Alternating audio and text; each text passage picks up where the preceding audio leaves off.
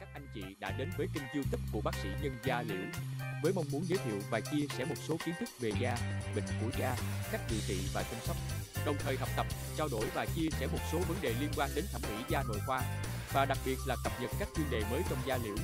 Nếu thấy nội dung kênh hay và hữu ích, mình xin nhận được sự ủng hộ từ các anh chị và các bạn. Nào, giờ chúng ta sẽ đến với Chào các anh chị và các bạn. Hôm nay mình xin giới thiệu một chuyên đề rất hay, đó là vitamin B3. Vitamin B3 là chất dinh dưỡng quan trọng, giúp hệ thần kinh, hệ tiêu hóa, tim mạch và làn da khỏe mạnh. Tuy nhiên, cơ thể không tự tổng hợp được loại vitamin này nên cần bổ sung qua thực phẩm ăn hàng ngày. Vậy vitamin B3 là gì? Lợi ích của nó với sức khỏe người như thế nào? Mình cùng đến với nội dung chuyên đề hôm nay nhé. Trong điều trị bệnh da. Thứ ba là lợi ích vitamin B3 trong chăm sóc da thẩm mỹ. Và cuối cùng là em sẽ cập nhật những nghiên cứu liên quan. Trước khi mà mình bước vào phần tổng quan về vitamin B3, em muốn nói sơ về vitamin B3. Thì vitamin B3 là tên gọi chung của hai hoạt chất là niacin hay còn gọi là nicotinic acid và niacinamide hay còn gọi là nicotinamide. Thì nhìn trên slide chúng ta có thể thấy là nicotinamide là amide của vitamin B3, tức là vitamin B3 là axit nicotinic mà người ta nó thay nhóm OH thành nhóm NH2 thì nó sẽ thành nicotinamide. Bây giờ người ta hay gọi là niacinamide. Khi mà chúng ta đọc những cái sách cũ người ta sẽ thấy là người ta hay dùng là cái từ là nicotinamide, nhưng mà sách mới thì người ta hay dùng là niacinamide. Theo em tìm hiểu thì hai cái chữ mà nicotinamide và nicotinic acid nó có cái chữ nico thì làm cho người ta dễ liên tưởng tới nicotine có trong thuốc lá. Cái tên đó thì nó sẽ kém thân thiện với người dùng. Về niacin và nicotinamide mặc dù nó đều là vitamin B3 nhưng mà công thức hóa học khác nhau và nó có tác dụng dược lý khác nhau.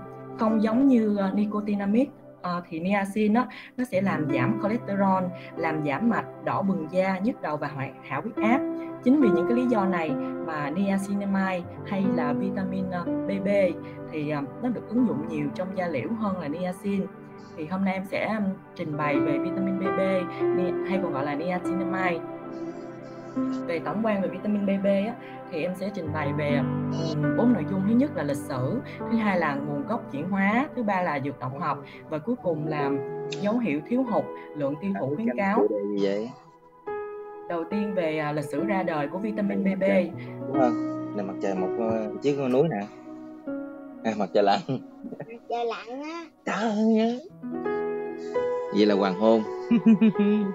Cảm ơn con nha. Để đi. Chuyện lớn video đây rồi.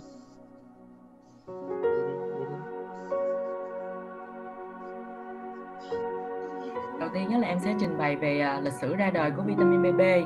Thì vào giữa thế kỷ 18 Gaspar Casal lần đầu tiên mô tả cái bệnh Pelat với các triệu chứng như là thương tổn da rối loạn tiêu hóa nặng vào mùa xuân, giảm đi vào mùa đông, rối loạn tâm thần.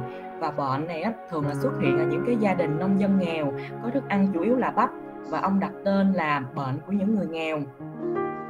Đến năm 1937 thì người ta phân lập được một cái loại vitamin từ thức ăn như là gan, thịt, sữa và nó có cái đặc tính là nó chống lại được cái bệnh Pelat nên người ta đặt tên là Pelat Prevention, viết tắt của từ vitamin B3 hiện nay. Thì người ta thấy là vitamin B3 nó chính là amide của axit nicotinic nên người ta gọi chung nó là vitamin B3. Đến năm 1976 thì các công dụng của niacinamide trong thẩm mỹ da bắt đầu được phát hiện. Khi mà người ta bôi cái niacinamide trên những cái sang thương do viêm da do ánh sáng hay là bệnh Pelat người ta sẽ nhận thấy là các triệu chứng đỏ da, kích ứng da giảm đi. Từ đó đến nay thì vitamin B3 còn gọi là niacinamide được nghiên cứu và ứng dụng rất là nhiều trong điều trị bệnh da và chăm sóc da thẩm mỹ. Tiếp theo em sẽ nói về nguồn gốc và chuyển hóa.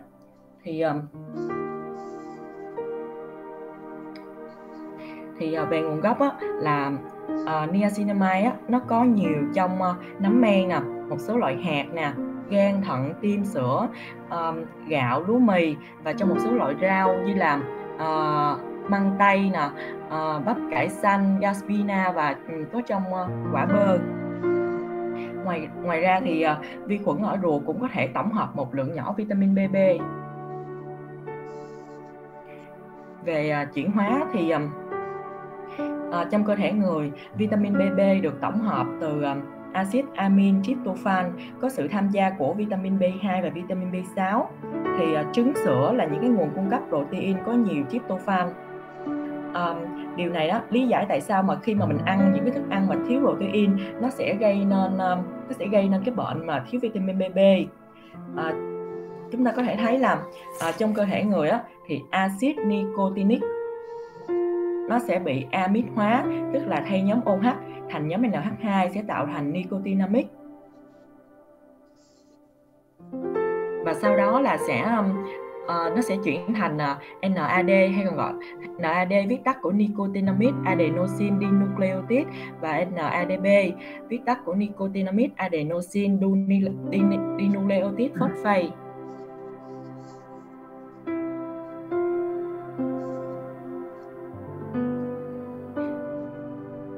Tiếp theo đó là đây là cái bảng mà em thống kê về cái sự khác biệt giữa nicotinamide và niacin. Khác giữa về tên gọi, công thức hóa học cũng như là chỉ định. Thì chúng ta có thể thấy là nicotinamide đó, người ta còn gọi là vitamin BB. Thì về công thức hóa học khác nhau, về chỉ định đó, thì trong lịch sử thì niacin được xác định là một cái loại thuốc điều chỉnh lipid đầu tiên khi mà người ta bị tăng cholesterol máu vào khoảng giữa thế kỷ 20. Tuy nhiên thì cái việc sử dụng niacin trong điều trị rối loạn lipid máu nó bị hạn chế do có tác dụng phụ thường gặp trên da, chủ yếu là đỏ bừng da và giãn da. Tiếp theo là về dược động học thì vitamin BB được hấp thu nhanh ở ống tiêu hóa và được phân phối ở tất cả các mô, và nó không có hiện tượng tích lũy. Vitamin BB nó sẽ được thải trừ qua nước tiểu, và thời gian bán thải của vitamin BB khoảng 45 phút, cho nên là khi mà mình uống vitamin BB thì thường là người ta sẽ chia nhiều lần trong ngày. Và phần cuối cùng của tổng hợp vitamin BB là em sẽ trình bày về những cái dấu hiệu thiếu hụt và cái lượng tiêu thụ khuyến cáo. Đây là cái bảng mà em thống kê về cái lượng tiêu thụ khuyến cáo trên từng đối tượng. Về nhu cầu chính xác về vitamin BB á, là nó không cố định hoàn toàn, nó sẽ tùy thuộc vào nhiều yếu tố khác nhau nè, như là tuổi nè, giới, về tình trạng mang thai, hoạt động thể lực và cả về thành phần của khẩu phần ăn nữa. Ví dụ như mà khẩu phần ăn mà nhiều thịt thì nó sẽ làm giảm nhu cầu về vitamin BB, vì thịt nó đã cung cấp axit amin tryptophan cho phép tổng hợp lên vitamin BB. Và bảng kế bên á, là nguồn cung cấp vitamin BB tự nhiên, và chúng ta có thể dựa vào cái lượng tiêu thụ khuyến cáo của mỗi cá nhân và cái bảng này để mình xác định một cái chế độ ăn hợp lý và hiệu quả. Và về dấu hiệu thiếu hụt vitamin BB á, thì khi mà thiếu hụt vitamin BB nó sẽ gây nên một cái bệnh đặc hiệu gọi là bệnh PELAS, người ta còn gọi là bệnh hoa hồng á, do cái đặc tính khô nhám và màu sắc của da. Trên cái bệnh PELAS này á, bệnh nhân sẽ có hội chứng ba chữ D. Chữ D thứ nhất là dermatitis, tức là viêm da. Thứ hai là diarrhea là tiêu chảy, và cuối cùng là dementia là sa sút trí tuệ. Tiếp theo là em sẽ trình bày về lợi ích của vitamin BB trong điều trị bệnh da. Em tìm hiểu được là vitamin BB ứng dụng được rất là nhiều trong các bệnh da, trong số đó là nổi bật là bệnh PELAS, mụn trứng cá, ung thư da, viêm da dị ứng, bệnh bóng nước tự miễn và bệnh vảy nến. Đầu tiên em sẽ trình bày về bệnh PELAS. Bệnh PELAS là bệnh mà do rối loạn chuyển hóa vitamin BB hoặc là tryptophan là một cái tiền chất để tổng hợp vitamin BB, thường là do thiếu vitamin BB. Thì bệnh này á, nó sẽ gây tổn thương ở da nè, ở đường tiêu hóa nè, ở thần kinh, và những cái trường hợp nặng có thể là gây tử vong. Có rất là nhiều nguyên nhân gây thiếu vitamin BB. Những cái nguyên nhân nổi trội như là uống rượu nè, cung cấp không đủ do ăn kiêng, do biếng ăn, hoặc là những cái bệnh kém hấp thu, và đặc biệt là sử dụng thuốc. Về biểu hiện lâm sàng á, thì như hồi nãy em đã nói là bệnh PELAS nó sẽ đặc trưng bởi tam chứng 3 chữ D, bao gồm là viêm da nè, tiêu chảy nè và giảm trí nhớ. Thì Về cái tổn thương da thì thường là mình sẽ thấy là những cái giác đỏ giới hạn rõ, trên có vảy da và có bọng nước, mụn nước. Ban đầu thì nó sẽ cái vùng da đó nó sẽ phù nề và từ từ nó sẽ khô và nó dày và nó sẽ màu lại. Và cái tổn thương này thường là nó sẽ xuất hiện vào mùa hè, sau đó nó sẽ có những cái đợt bùng phát bệnh hoặc là nó tái phát theo mùa. Bệnh nhân sẽ cảm thấy là rất là ngứa rát, giống như là cảm giác bỏng ở vùng tổn thương. Vị trí mà chúng ta hay gặp là ở những cái vùng hở, đặc biệt là những cái vùng mà tiếp xúc với ánh mặt trời, ví dụ như là mặt, cổ, mu, tay hay là chân. Ngoài ra còn có tổn thương niêm mạc là viêm môi, viêm lợi. Đây là những cái hình ảnh lâm sàng nổi bật. Ví dụ như là hai hình trên là những cái tổn thương ở cổ, nó sẽ tạo thành một cái hình ảnh lâm sàng gọi là hình ảnh vùng cổ castle, và cái hình ở dưới là tổn thương ở mu và cẳng chân để tạo thành hình ảnh đi ủng. Và tổn thương ở mu tay rất là hay gặp, nó sẽ lan lên tới cẳng tay và nó sẽ tạo lên hình ảnh là giống như là mang găng. Ngoài cái triệu chứng ở da thì còn có những cái triệu chứng ở đường tiêu hóa và những cái triệu chứng thần kinh. Các dạng lâm sàng mình thường gặp ở bệnh PELAS là có 3 dạng. Thứ nhất là thiếu vitamin B3 kết hợp với thiếu vitamin B1 sẽ gây nên cái bệnh PELAS đa dây thần kinh mà người ta gọi là beriberi PELAS. Và dạng lâm sàng thứ hai là kết hợp với thiếu đạm thì nó sẽ thường kèm theo phù thiểu dưỡng. Và cuối cùng là kết hợp với thiếu vitamin B6 thì bệnh nhân sẽ có cái triệu chứng nhược cơ. Về chẩn đoán thì chủ yếu là mình sẽ chẩn đoán dựa trên lâm sàng và đáp ứng rất là nhanh với vitamin B3. Chẩn đoán phân biệt thì với bệnh viêm da do ánh sáng, bệnh lupus ban đỏ hệ thống và viêm da tiếp xúc. Trên hình đó chúng ta có thể thấy là đây là hai bệnh nhân bị bệnh PELAS nhưng mà có tổn thương ở mặt đối xứng rất là giống với hình ảnh lupus ban đỏ hệ thống. Về điều trị chúng ta sẽ có điều trị tại chỗ và điều trị toàn thân. Điều trị tại chỗ thì bạc sừng bông vảy bằng mỡ salicylic, dùng kẽm oxit và kem chống nắng. Về điều trị toàn thân thì niacinamide là một cái thuốc đặc hiệu để mà chống lại bệnh PELAS, và nó được ưa chuộng hơn niacin bởi vì nó có ít tác dụng phụ hơn niacin giống như hồi nãy đã trình bày. Và ngoài cái sử dụng niacinamide thì chúng ta còn có nâng cao thể trạng dinh dưỡng tốt và cho bệnh nhân ăn những cái chế độ ăn giàu đạm và các thực phẩm chứa nhiều niacin. Và trong những cái trường hợp mà tiêu chảy nặng thì mình sẽ bồi hoàn nước và điện giải. Đây là cái bảng về liều sử dụng vitamin B3 trong bệnh PELAS. Người lớn chúng ta sẽ sử dụng là 300 đến 500 mg một ngày, trẻ em là 100 đến 300 mg một ngày, chia 3 đến 4 lần và sử dụng trong 3 đến 4 tuần. Trong những cái trường hợp cấp tính mà bệnh nhân đau bụng, nôn hay là tiêu chảy nhiều thì chúng ta sẽ chuyển sang đường tiêm là 500 đến 100 mg tiêm bắp 3 lần mỗi ngày trong 3 đến 4 ngày, và sau đó thì mình sẽ dừng và mình sẽ tiếp tục cái liều uống như trên. Và lưu ý là liều ngộ độc là lớn hơn 1.500 mg một ngày. Tiếp theo là em sẽ trình bày về lợi ích vitamin B3 trong điều trị mụn trứng cá. Thì như chúng ta đã biết thì trong cái cơ chế hình thành mụn trứng cá sẽ có 4 cơ chế chính. Thứ nhất là tăng tiết chất bã nhờn, thứ hai là hiện tượng dày sừng, thứ ba là vi khuẩn Cutibacterium acne nhân lên, và cuối cùng là cái phản ứng viêm.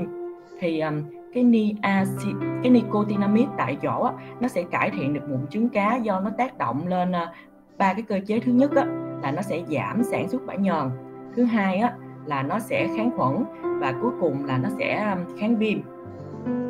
Thì đầu tiên là em sẽ nói về cái tác động chống viêm của nicotinamide trong điều trị mụn trứng cá. Thì nó sẽ thông qua 4 cơ chế. Cơ chế thứ nhất là nó ức chế một cái men. Cái men này có tên gọi là poly-ADP ribopolymerase 1. Thì cái men này là nó có liên quan đến cái quá trình viêm. Thứ hai là nó sẽ ức chế sản xuất các cytokine tiền viêm, ví dụ như là interleukin 12, TNF alpha, interleukin 1 bằng cách kiểm soát sự phiên mã qua trung gian của các yếu tố nhân kappa B. Và thứ ba là nó sẽ ức chế cytokine qua trung gian làm giảm sự tổng hợp oxit nitric. Và cuối cùng là như chúng ta đã biết thì trong quá trình viêm thì vai trò của bạch cầu là nó sẽ hóa hướng động bạch cầu, sau đó nó sẽ tiếp cận tiết ra giả túc rồi thực bào. Thì trong cái cơ chế của nicotinamide nó sẽ ức chế hóa hướng động bạch cầu và cái sự giải phóng enzyme lysosome. Tiếp theo là cái tác động về kháng khuẩn. Nó sẽ có 3 cơ chế. Thứ nhất là nó sẽ ức chế cái enzyme poly-ADP ribose polymerase, từ đó nó sẽ ngăn ngừa sự tích hợp của ADN-CV. Cũng có một cái số nghiên cứu khác thì người ta thấy rằng là cái nicotinamide nó sẽ ức chế những cái vi khuẩn mà của mụn trứng cá mà chúng ta biết là C. acnes và Mycobacterium tuberculosis bằng hoạt động trên enzyme C2. Và ngoài ra thì người ta cũng thấy là khi mà mình điều trị bằng niacinamide thì nó sẽ tăng cường AMB. Thì AMB là những cái peptide kháng khuẩn, vai trò của nó được đề cập rất là nhiều trong những cái sản phẩm chăm sóc da, và nó giống như là một cái hàng rào mà để nó chắn ngang cái sự xâm nhập của vi khuẩn ngoại lai, và đặc biệt là nó sẽ bình chỉnh được cái hệ vi sinh. Tiếp theo là về bệnh ung thư da. Thì như chúng ta đã biết thì ung thư da là loại ung thư thường gặp nhất. Nó xuất phát từ các tế bào biểu mô da. Trong khoảng 3 thập kỷ gần đây thì số người mắc bệnh ung thư da nó nhiều hơn số người mắc các loại ung thư khác cộng lại. Ung thư thì nó sẽ được chia thành ung thư da hắc tố và ung thư da không tế bào hắc tố. Thì ngoài ra nó còn có một cái dạng nữa, đó là dày sừng ánh sáng. Thì phần lớn các bác sĩ lâm sàng người ta không có xem đây là một cái u ác tính, mà người ta chỉ xem nó là một cái tổn thương tiền căn có tiềm năng ác tính thôi. Trong cái tác động mà chống ung thư da thì cái dày sừng ánh sáng và ung thư da không tế bào hắc tố nó chủ yếu là nó do bức xạ tia cực tím và do ức chế miễn dịch. Thì với cái tác động bảo vệ quang học của nicotinamide hoạt động ở nhiều bước, nó có thể chống lại cái quá trình sinh ung của dày sừng ánh sáng và ung thư da không tế bào hắc tố. Khi mà nói về chống ung thư da thì chúng ta sẽ nói về tác động bảo vệ quang học của nicotinamide hay là niacinamide. Thì nó sẽ ngăn chặn được cái sự suy giảm ATP, tăng cường năng lượng tế bào và chống lại khủng hoảng năng lượng ở da khi mà da tiếp xúc với các bức xạ từ ánh sáng. Thì nó sẽ gồm 3 cái phản ứng. Thứ nhất là sửa chữa ADN, thứ hai là chống viêm, và cuối cùng là tăng khả năng miễn dịch tại chỗ trên da. Tiếp theo là về viêm da dị ứng. Thì trong viêm da dị ứng chúng ta biết là có 3 cái cơ chế. Thứ nhất là có sự suy giảm ceramide, thứ hai là tăng mất nước qua biểu bì da, và thứ ba là hàng rào bảo vệ da bị suy yếu. Thì cái niacinamide này nó sẽ tác động làm giảm ngứa và giảm khô da thông qua cái cơ chế là củng cố hàng rào bảo vệ da. Thì củng cố hàng rào bảo vệ da thì nicotinamide nó sẽ ổn định được cái tế bào mát, và từ đó nó sẽ làm giảm giải phóng histamine. Thứ hai là nó sẽ tăng cường cái sự sản sinh sinh học của ceramide ở da, và cuối cùng là nó sẽ ngăn chặn sự hoạt động quá mức của tế bào T. Và tiếp theo là về bệnh trong cơ chế điều trị bệnh bóng nước tự miễn của nicotinamide. Thì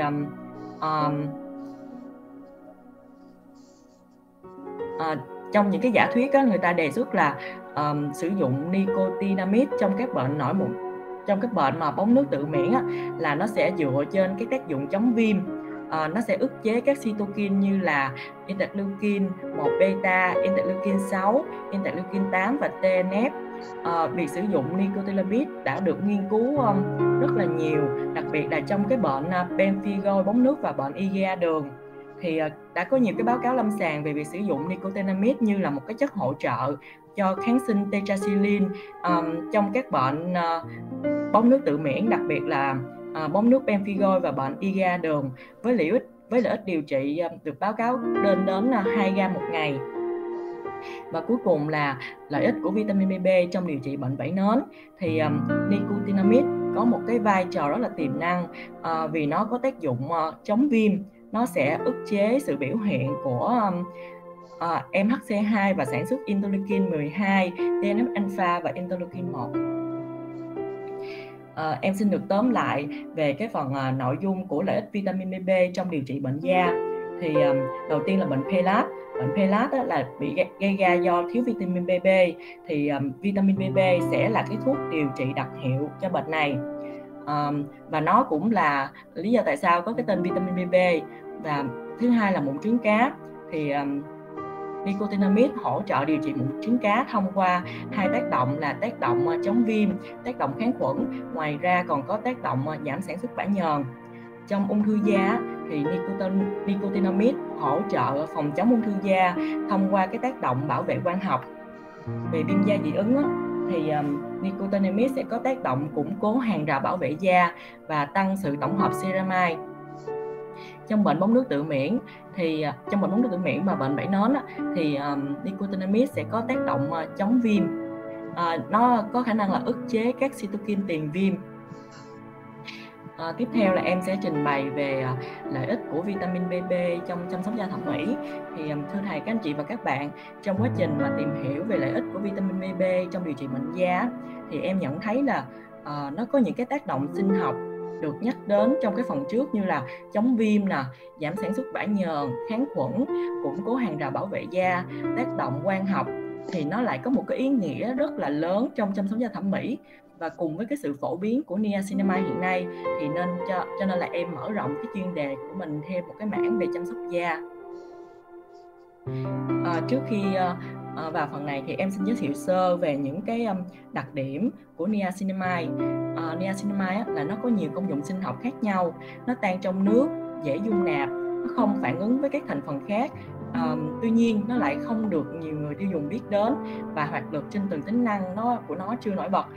Bởi vì thì trên lâm sàng mình thường thấy là niacinamide là nó thường sử dụng kết hợp với các thành phần khác, ví dụ như là hyaluronic acid, hydroquinone, retinol, vitamin C, AHA hay BHA, cho nên là cái hoạt lực của nó chưa có được nổi bật.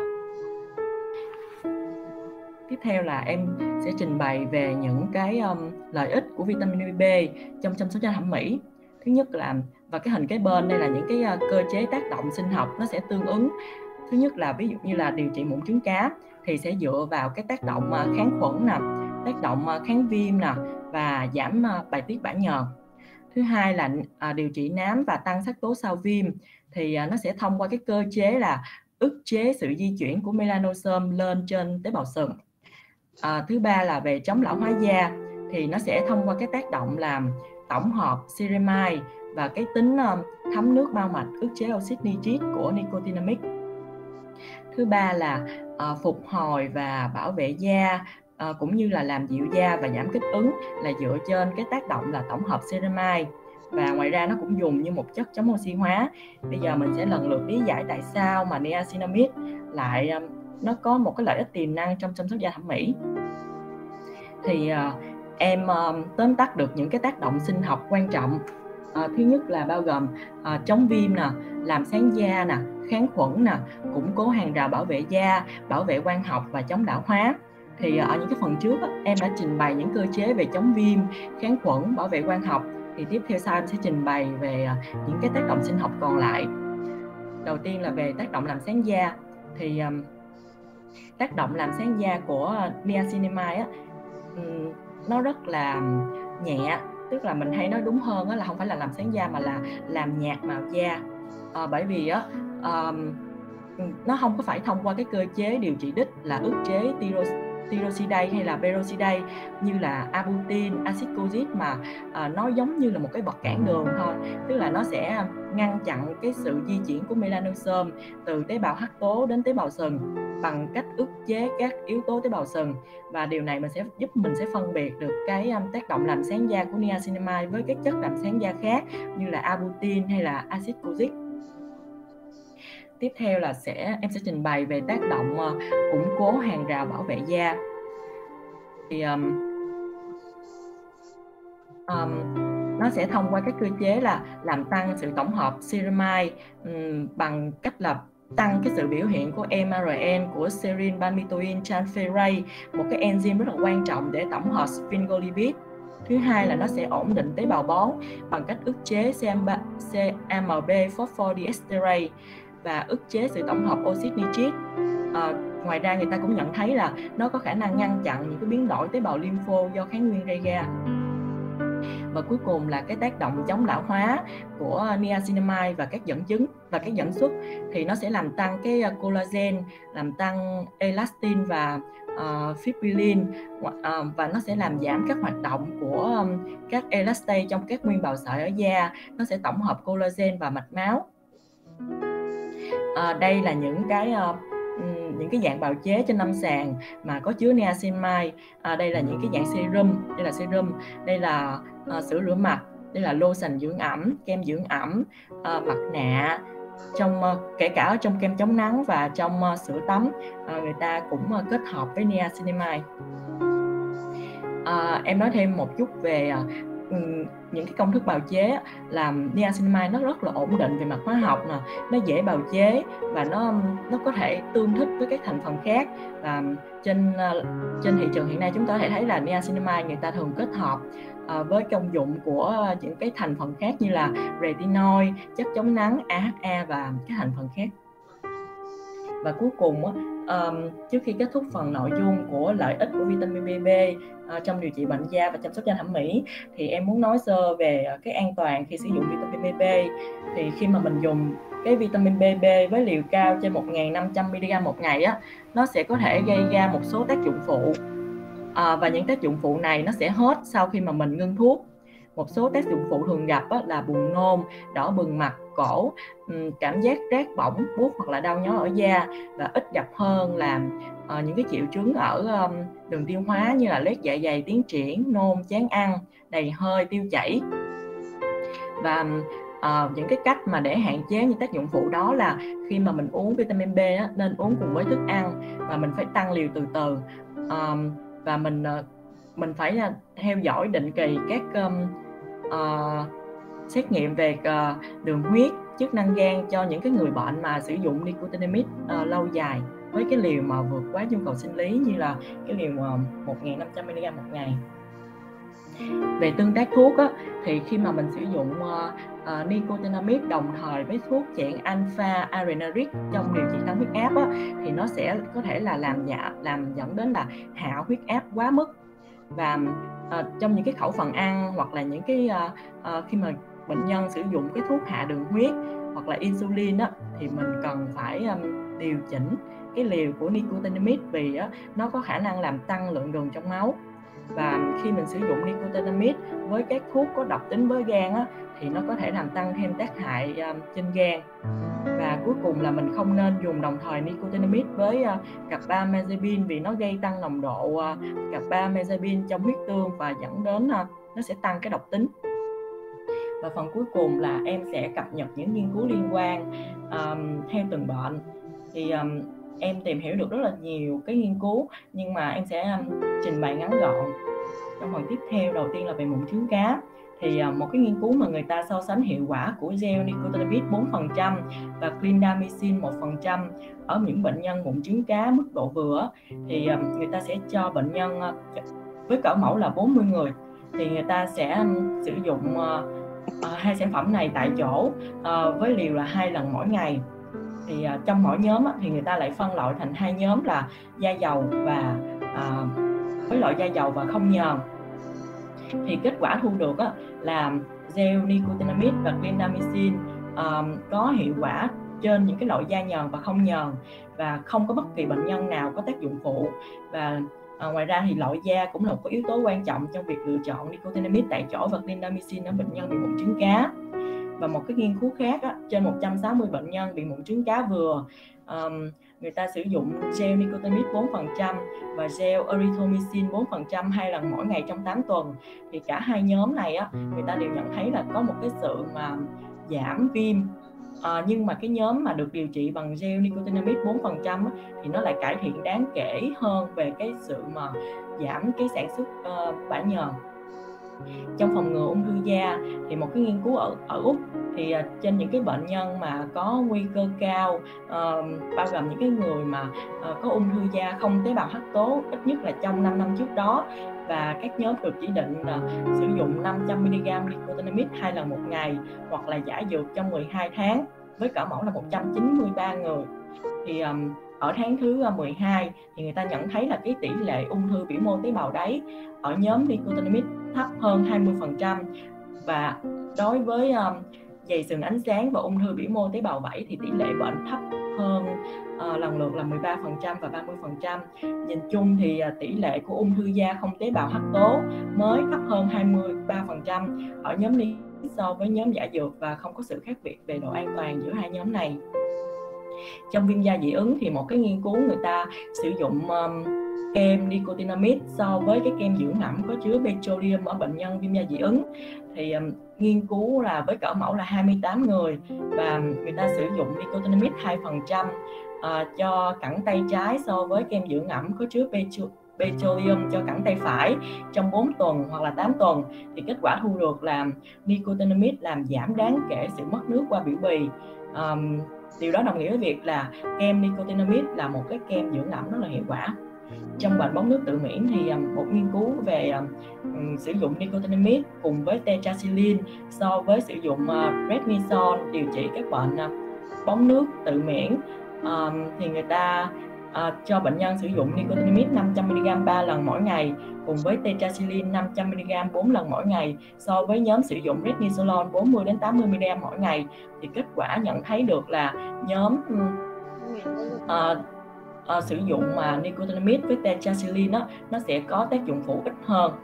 Và một nghiên cứu khác thì người ta sẽ so sánh điều trị nicotinamide hỗ trợ với tetracycline để điều trị bệnh rối loạn bóng nước tự miễn.